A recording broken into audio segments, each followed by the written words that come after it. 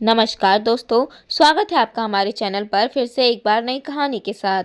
तो चलिए बिना समय गवाए कहानी को शुरू करते हैं। अनीता कमरे में काम कर रही थी कि उसी समय 6 वर्षीय नेहा रोते रोते कमरे में आई। उसने पूछा भी, पर नेहा बस रोए जा रही थी। उसके लिए नेहा को संभालना मुश्किल होता जा रहा था। अरे क्या हुआ बेटा, मेरी लाडो रानी क्यों रो रही है? पर नेहा थी कि रोना बंद ही नहीं कर रही थी। उसके पीछे पीछे उसका 12 वर्षीय भाई अर्जुन आया। उसने देखकर अनीता से पूछा, अर्जुन क्या बात है, नेहा रो क्यों रही है? माँ, सारी गलती इसी की है। जब पता है तो क्यों गई थी चाची के कमरे में? अर्जुन का जवाब सुनकर नेहा रोते रोते ही चिल्लाई, क्या गलती है मेरी भैया? मैं तो खाना भी नहीं चाहती थी, पर विवेक ने अपने हाथों से बिस्कुट खिला दिया। बस चाची ने चाटा मार दिया।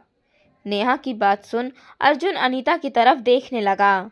अनीता को समझते देर नहीं लगी कि बात क्या हुई होगी, पर नेहा तो अभी भी रोई जा रही थी। अपने पर्स में से पैसे ढूंढकर उसने अर्जुन को दिए कि एक बिस्किट का पैकेट ले आए और उसे नेहा को देकर जैसे तैसे चुप कराया। पर अनीता के लिए अब सब कुछ असहनीय हो रहा था। महज एक बिस्किट के लिए उसकी बेटी को चाटा मार दिया गया।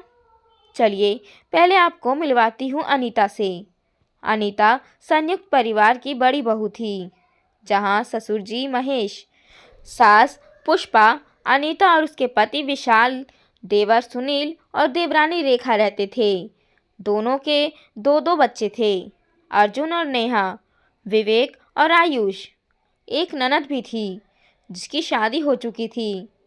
ससुर जी रिटायरमेंट के बाद घर का खर्चा दोनों भाई मिलकर उठाते थे, लेकिन समस्या यह थी कि विशाल की इतनी इनकम नहीं थी, जबकि सुनील का अच्छा खासा काम था।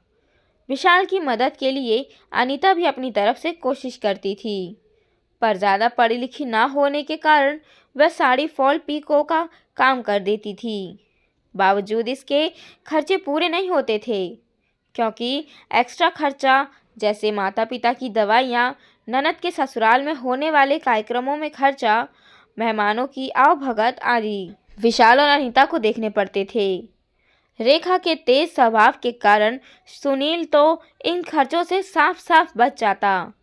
माता पिता भी उससे ज़्यादा कुछ नहीं कहते और ना ही दोनों बेटों को अलग करते। उनके अनुसार तो परिवार में एकता होनी चाहिए। यह अलग बात थी कि उस एकता के चक्कर में बड़े बेटे बहू पिस रहे थे। यहाँ तक कि रेखा और सुनील खाने पीने की चीज़ें भी अपने कमरे में अलमारी में रख देते थे और फिर वही बैठकर पूरा परिवार खा लेता था। एक दो बार अनीता ने इस बारे में कहा तो सास पुष्पा ने तर्क दिया, हर माता पिता अपने बच्चों के लिए करते हैं, अगर वे लोग अपने बच्चों के लिए लाते हैं तो इसमें गलत क्या है? और जब रेखा को पता चला कि अनीता को इस बात से दिक्कत है तो उसने अच्छा खासा हंगामा खड़ा कर दिया।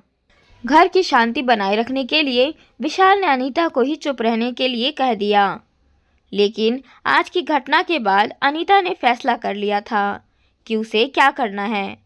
रविवार को जब मेहमान आए तो बाहर से नाश्ता, नमकीन, बिस्किट वगैरह लाया गया। जितना मेहमानों को सर्व होना था वह करने के बाद अनीता ने बाकी का सामान अपने कमरे की अलमारी में रख दिया। मेहमानों के जाने के बाद जब घर के लोग खाना खाने बैठे तो सुनील ने कहा, अरे वह नमकीन आई थी, वह कहाँ है? ज़रा परोसो तो सही। पता नहीं कहाँ रखा है, पैकेट दिख ही नहीं रहा। रेखा ने मुंह बनाते हुए कहा, वह पैकेट मैंने अपनी अलमारी में रख दिया है। अनीता के इस जवाब से सबका ध्यान उसकी ओर चला गया। भला उस पैकेट को अलमारी में रखने की क्या ज़रूरत थी?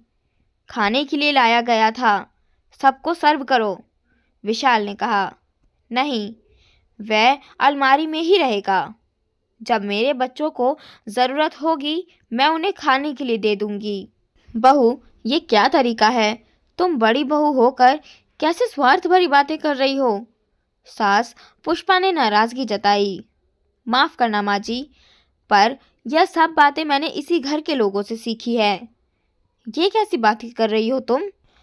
तुम इस घर की बड़ी बहू हो। तुम स्वार्थी कैसे हो सकती हो? घर के बड़ों को स्वार्थी होना शोभा नहीं देता। जब एक बिस्कुट के लिए मेरी बच्ची को थप्पड़ मारा गया था, उस दिन से यह माँ स्वार्थी हो गई थी। जब घर के बड़े अपने दोनों ही बेटों में फर्क करने लगते हैं, तब इस माँ को स्वार्थी होना पड़ा था। और मैं अपने बच्चों के लिए इतना तो कर ही सकती हूँ। और वैसे भी माँ जी, आप ही ने तो कहा था, माता पिता अपने बच्चों के लिए इतना तो करते ही हैं। इतना कहकर अनीता अपने कमरे में चली गई। आज पहली बार ना बोलने वाली बहू के मुंह में से इतना सुनकर सब चुप हो गए, क्योंकि वह गलत नहीं थी। सबको उम्मीद थी कि विशाल कुछ कहेगा और बहू को सबक सिखाएगा, पर उम्मीद के उलट विशाल ने चुप रहकर अपनी मौन स्वीकृति दे दी। आखिर माता पिता को भी समझ में आ गया था कि एकता के चक्कर में घर में कलेश बढ़ रहा है। उन्होंने छोटे बेटे बहू को भी बराबर खर्च करने के लिए कहा, तो रेखा ने इस बात का हंगामा खड़ा कर दिया और खुद ही अलग हो गई, क्योंकि बात तो जग जाहिर है कि जो बेटे बहू जितना झुकते हैं और जितनी जिम्मेदारियां निभाते हैं, उन्हें उतना ही दबाया जाता है और उतनी ही जिम्मेदारियों का पाठ पढ़ाया जाता है। और जो चालाकियां दिखाते हुए अपना स्वार्थ सिद्ध करते हैं, उन्हें और खुली छूट दी जाती है अपनी स्वार्थ सिद्ध करने के लिए।